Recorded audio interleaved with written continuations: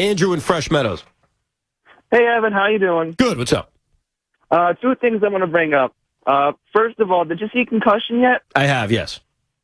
Did you hear Benico's voice in the background? Let me tell you, I did. And if I'm not mistaken, I think Joe said to Fireman Ed, "You become a shill, bro." I think that's what he said, but it was very tough to hear.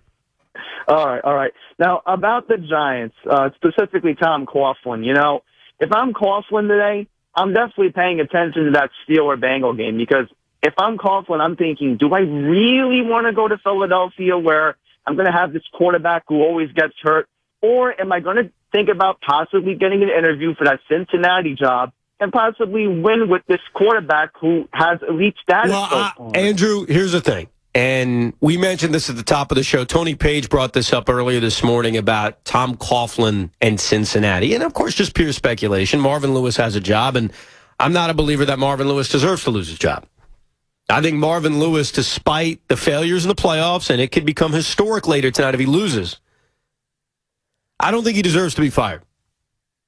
I think if you are trying to win championships and you have a team that's been in the playoffs how many years in a row, and you've got a team that's just struggling to be put over the top, and there is a head coach that is out there that has won 2 Super Bowl championships, that would be the scenario where I'm thinking about it. Or if I'm the Bengals, I'm saying, you know what? I don't think Marvin Lewis deserves to lose his job, but boy, I've got a chance to get Tom Coughlin. But look at the history of the Bengals and their lack of willingness to spend. Would they actually do that?